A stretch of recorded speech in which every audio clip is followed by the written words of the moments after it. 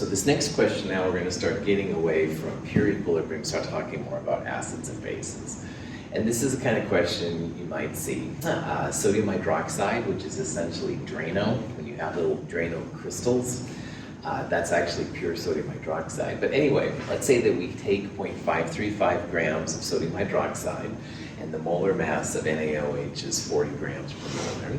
We're putting 0.535 grams of it in 100 milliliters of water, and it says, what's the hydronium ion concentration?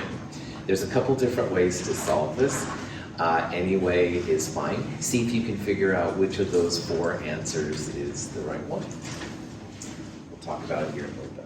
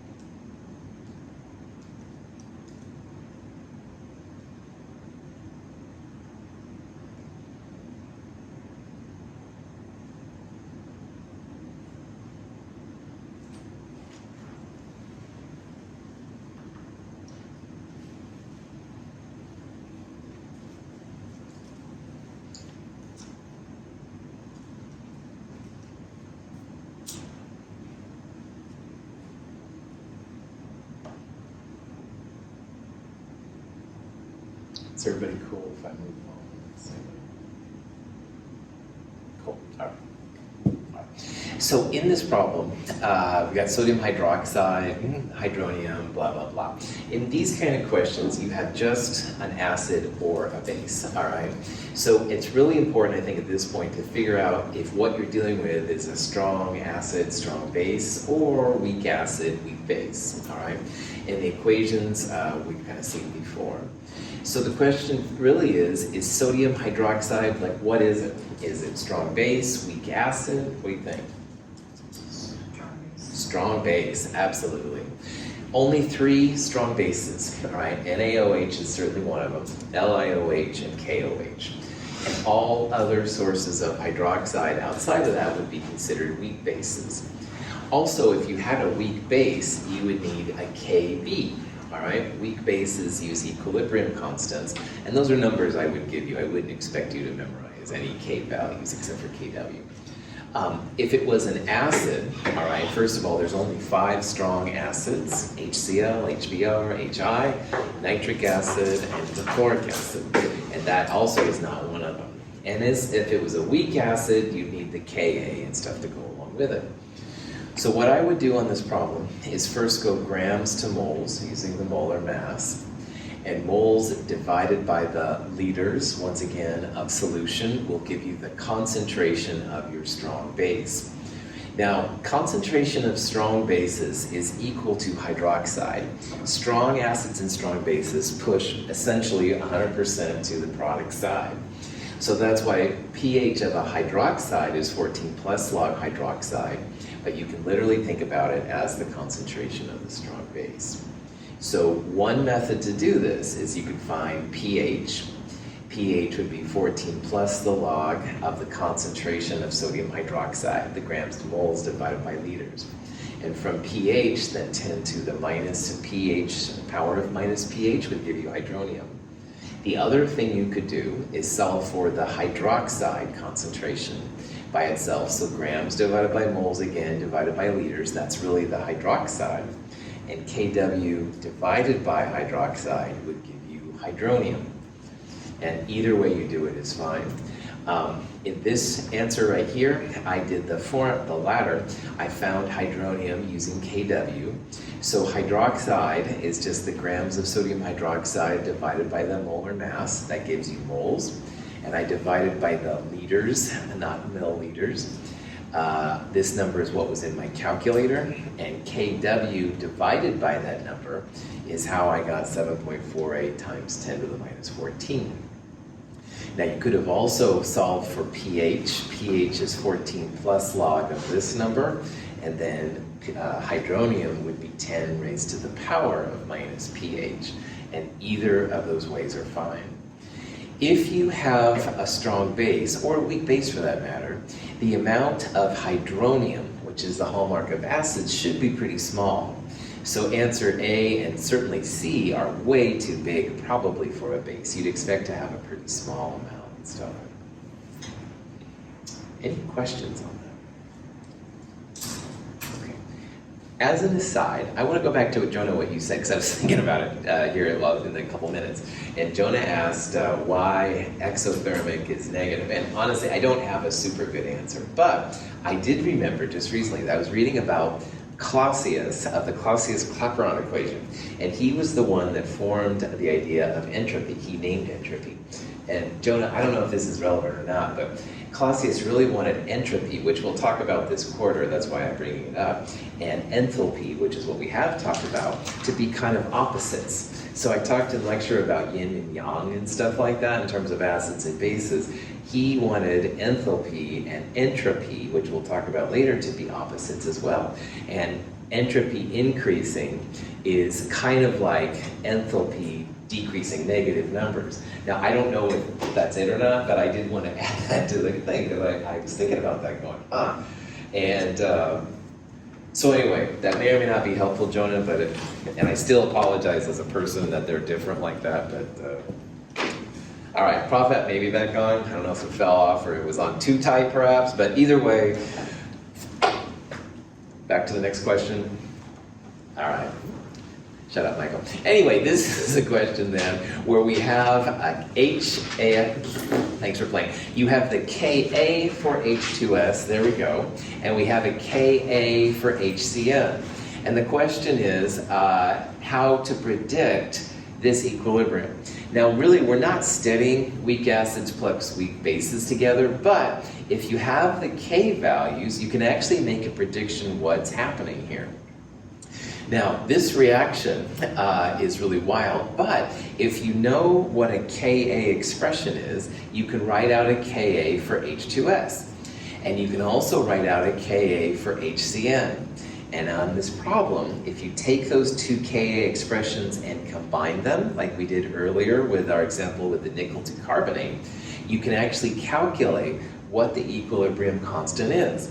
And from that, you can tell if it's going to be on the left, i.e. K less than 1. If it's on the right, K greater than 1. If K happened to be equal 1, that would be that answer. And I'll be honest, the answer is not D. So, for this problem, see if you can write out the Ka expressions for H2S and HCN, and then combine those two expressions to give this reaction, and see if you can find what the equilibrium constant is. I'll give you some hints up here if you get stuck.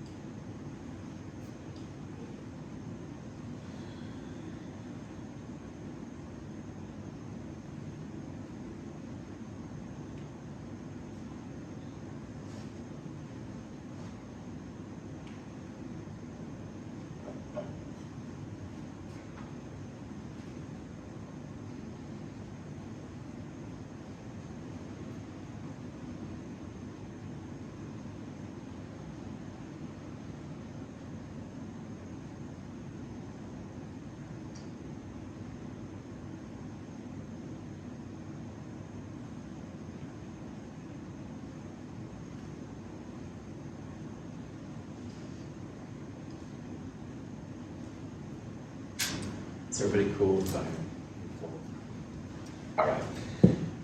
I'm going to show you the complete way to solve this problem, and at the end I'm going to tell you a quick and dirty way to solve this problem. But thorough chemists, weird people, whatever, the best way to do this problem would be to write out Ka expressions for both of these. And if you see a Ka, that's an acid, all right? An acid means that hydronium is going to be a product. Water will also be a reactant. So whatever the acid is, HCN or H2S, you'll add water as a reactant. Hydronium will be a product in both cases. And then the conjugate base will be the other product. And remember, conjugates are always related by H+. So HCN would have Cn minus as a base. And H2S would have H2S minus H plus or HS minus as the base, all right? These are literally the K expressions. And then in this reaction, we want this equilibrium. And like we did earlier, we want to combine these two to give this overall reaction. And I tried to kind of cheesy highlight HCN is a reactant on both, so we'll leave the HCN equilibrium as is. However, H2S in the desired reaction is a product, not a reactant. So we'll flip the H2S reaction around.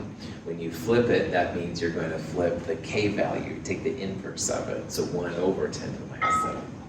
So adding these two together like that, the waters would cancel, the hydronium would cancel, and this would be what you're left with. You can literally calculate an equilibrium constant. And that's what I did right here real fast, 4 times 10 to the minus 3. That's a K that's less than 1. Anything that's less than 1 means reactant favored. Equilibrium should be on the left side. That's the thorough, absolute way. We've got an equilibrium constant. Woohoo! However, there is a quicker way to do this. And in problem set 2, we talked about how stronger acids always push towards the weaker acids. And if you just look at these two numbers, this is a smaller Ka, so that means it's a weaker acid. And this is a larger Ka, so that's a stronger acid. And the strengths of acids just determined by how much hydronium is created. So this K is more product favored, more hydronium, than this K is right here. There'd be less hydronium because of the smaller K. This one would have more hydronium. So stronger H2S is going to push to the weaker acid. And that's another way to just make a prediction here that this one's going to be on the left. So either you can do my full nerdy chemist finding the value of the equilibrium constant way, or you can just literally remember that strong acids push towards the weaker acids. Now, if you happen to have the base values, the KBs, you can do the same thing, all right? In this reaction right here, the cyanide and the H2HS minus are the bases. So cyanide has this KB, HS minus on this side has that KB. This is a bigger KB, so that means cyanide is a stronger base. It's going to push towards the weaker base, which is this guy right here. Any of these ways work totally cool in this problem. If you need the equilibrium constant, this is the way to go, definitely. But on this problem, really all you need to do is predict it, so you can just look at the values of Kas or KBs. Any questions on that? Remember, anytime you've got an acid, all right, water's going to be a reactant, hydronium's going to be a product. And whatever the acid is, take away an H plus to make that base. And there's some weird acids and bases out there. Bases are the same way. It's the base plus water. You'll have hydroxide instead of hydronium and a conjugate acid. So whatever the base is, just add an H plus to it to make the conjugate base. So here's a question that has HCN as your acid, all right? If you didn't pay attention to anything I just said, which is fine, you can see here that Ka is listed, and Ka means it's an acid. So the question is, what's the hydronium if we have 0.10 molar HCN, 25 degrees Celsius? Here's the Ka. See what you can do with this problem.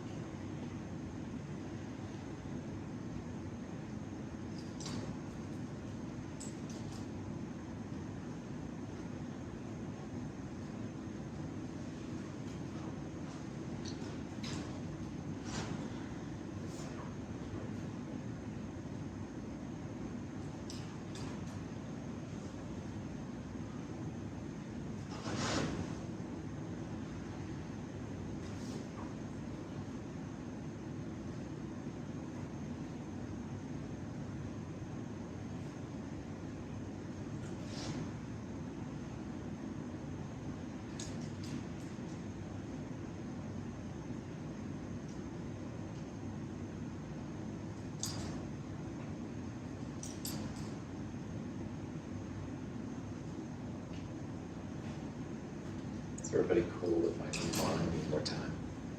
All right. There are actually 3 different ways that I can think of to solve this problem. All right, and you get to pick the way that works for you.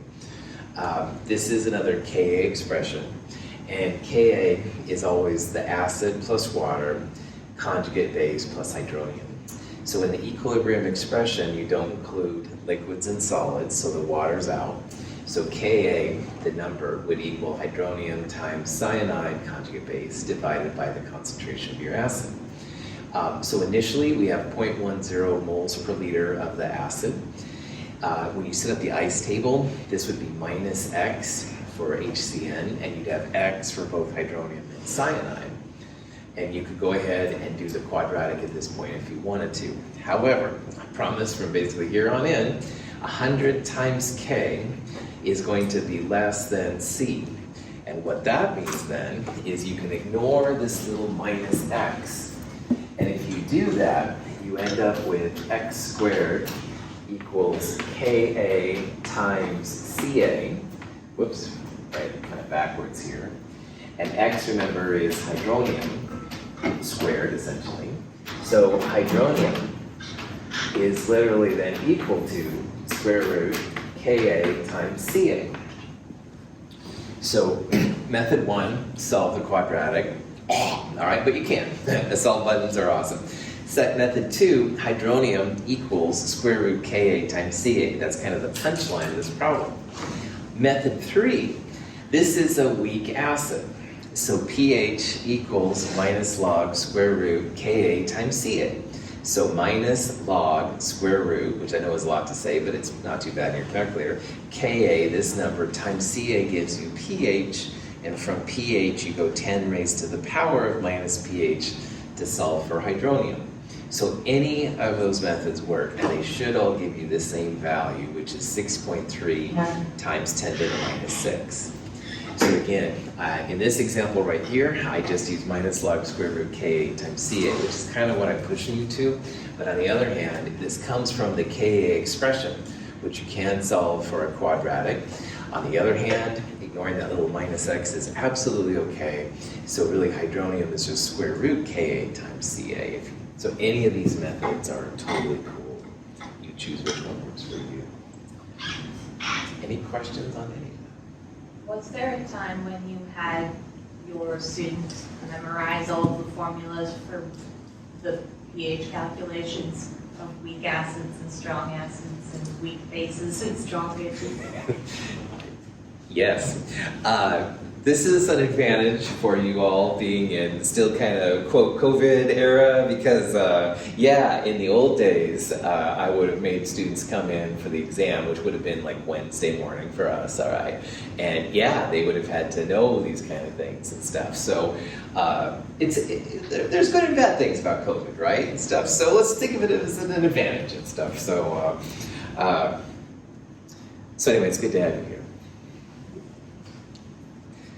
As we look back on these days, there's a lot of funky things. Not all of them good, that's for sure. But this is one of the things maybe that's a good thing, that it makes it a little bit more chill. There's other stressors in all of our lives, definitely. But anyway, maybe this is something that kind of compensates a little bit anyway. So. I think there's definitely going to be a shift in how classrooms work from now on. Could be.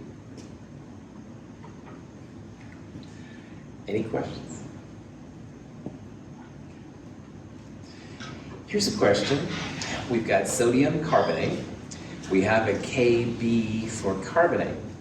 And the question is, if we have a 0.1 molar solution, what are the concentrations of hydronium, hydroxide, and the pH? So using that information, see if you can figure out which of those would be the right answer.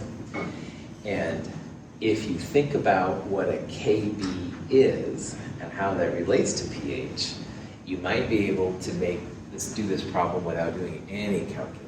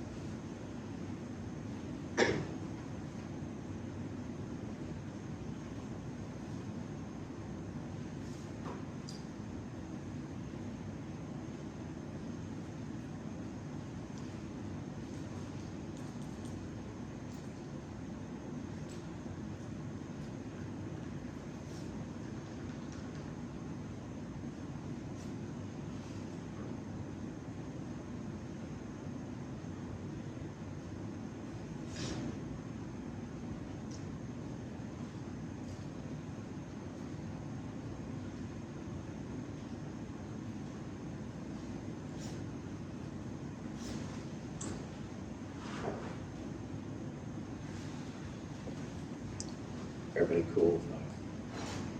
Sweet. Okay, the math way to do this problem. All right, we've got a KB. That tells you, first of all, it's a base. That's what B stands for.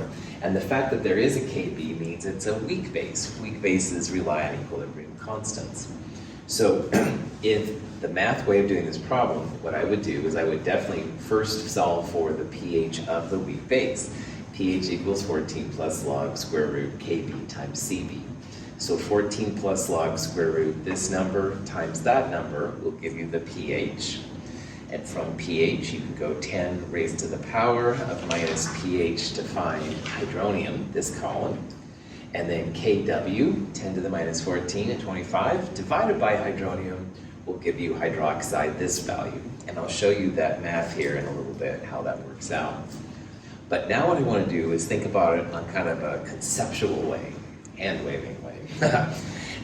If it's a base, what kind of pH range should we expect for something basic? Something for 7. Above 7, all right? So right away, A and D don't make any sense because those would be acidic pHs, all right? So if you think about for what a base is, it's not going to have an acidic pH, all right? So A and D are not going to be possible answers. So that means that B and C could be possible answers here, which is good. But let's go a little bit further. If we have a true base, all right, does that mean you're going to have more hydroxide than hydronium or more hydronium than hydroxide? More hydroxide than hydronium, all right? Bases have hydroxide. That's what makes a base a base. So if you look at B and C here, the numbers are the same, just flipped, all right? And more hydroxide would mean a bigger number here than hydronium, all right? So by all means, it looks like answer B is right. It's got a basic pH, it's greater than 7. Also, we have more hydroxide than hydronium. Hydronium should be small because it's a base. So let's predict the answer B is the right one. And now let's do some math. Woohoo! So sure enough, here's 14 plus log square root KB times CB. And I put those numbers in, and sure enough, 11.75 came out to be the pH. Hydronium, 10 to the power of minus pH, so 10 to the minus 11.75, comes out to be 1.8 times 10 to the minus 12. And then finally, Kw, which is 10 to the minus 14th, divided by hydronium, gives you hydroxide. So that 10 to the minus 14th divided by hydronium, 5.6 times 10 to the minus 3. So either way you do this problem, you should get answer B. But I kind of like to throw these questions in just to make you think about the numbers and like what they mean. And because it's a base, the pH had better be basic, etc., etc. Any questions? So there's nothing wrong with ever doing the math way, but you can also a lot of times think yourself into how these problems should work out and stuff, so it makes sense.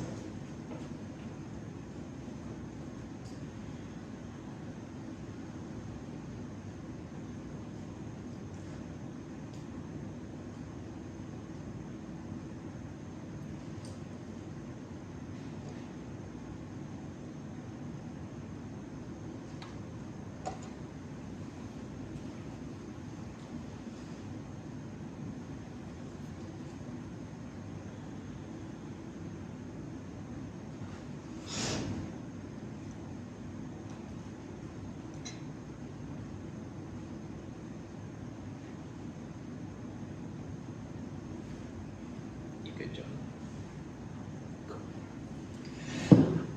Here's some acids, putting in order of increasing acid strength. All right. Now for these acids, I've listed the pKa. All right. Now pKa, you need to think about how Ka relates to pKa. Or you can use the pH scale as a way to figure out which one of those would be the strongest acid listed. So again, a couple of different ways to do it. See if you can figure out which one is right, and we'll talk about them here in a little bit.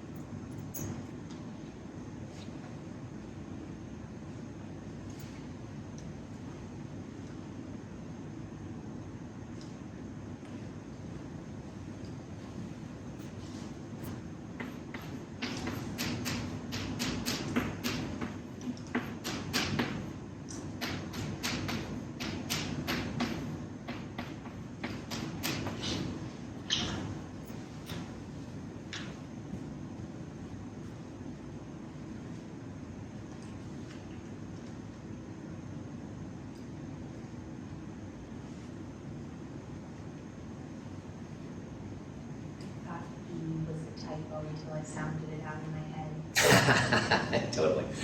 There's some really wild names for some of these things, man. So, but it's neat that you're thinking about it, Juliana, trying to make sense of it all. On this problem, honestly, the names of the acids is kind of secondary, but they're kind of cool to feel like a chemist and write them up there. So.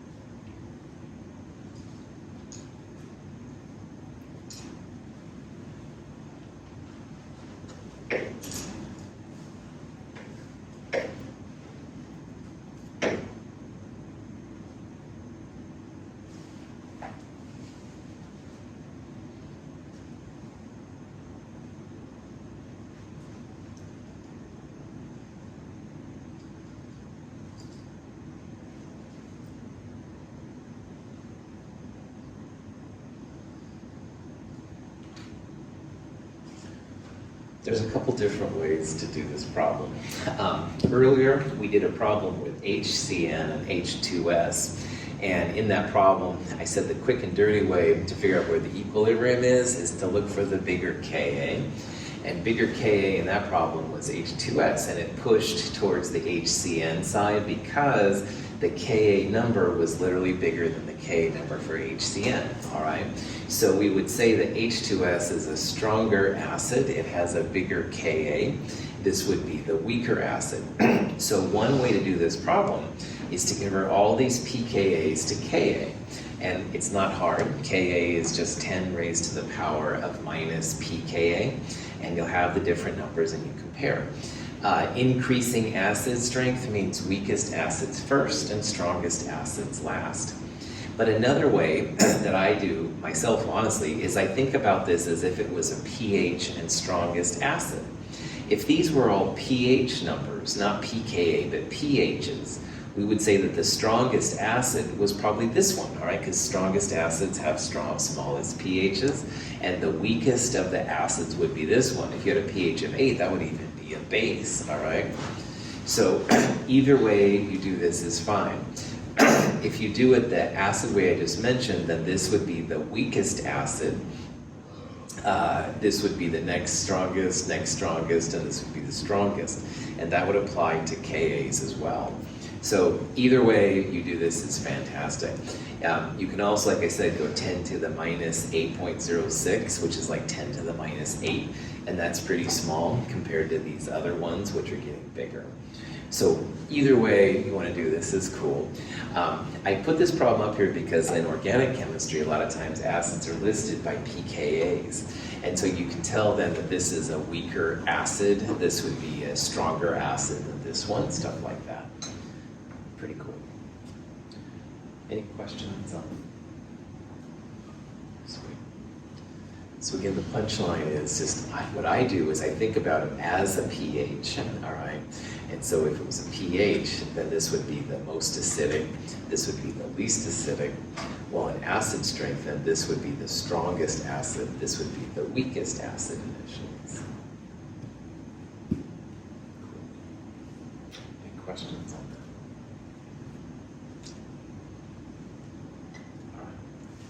Here's a question about the other type of acid-base theory, all right? And instead of Bronsted acids and bases, which is what we do so much with, this one's on Lewis acids and bases, all right? And so I'd like you to classify these species here as acids or bases in the Lewis scale. And answer E is unfortunately not the correct one. But anyway, go through and see if you can remember what makes up a Lewis acid or Lewis base. And we'll talk about that here.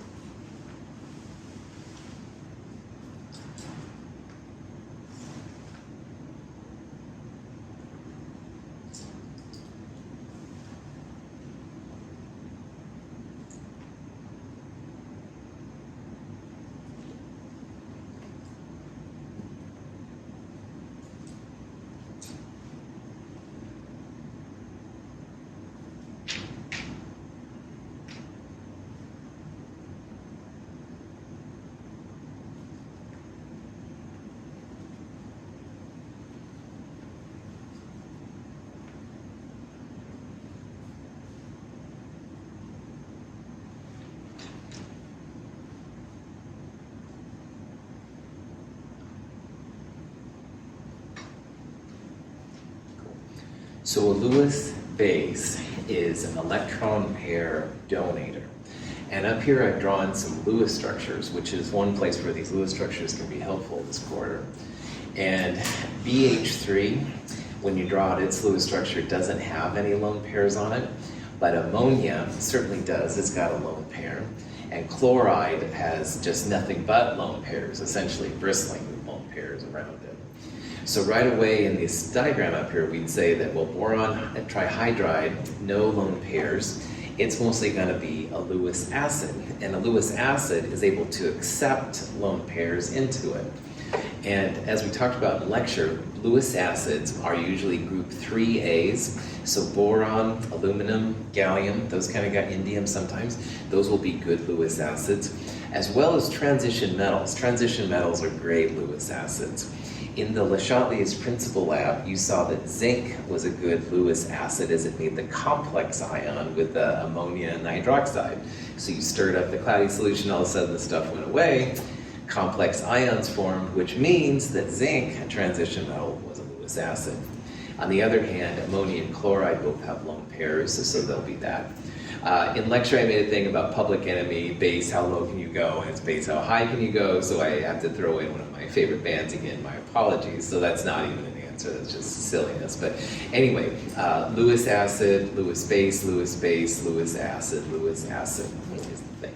Now, of those 5 species, only ammonia would be a Bronsted base, all right? It can actually create hydroxide, which is what a Bronsted base is all about.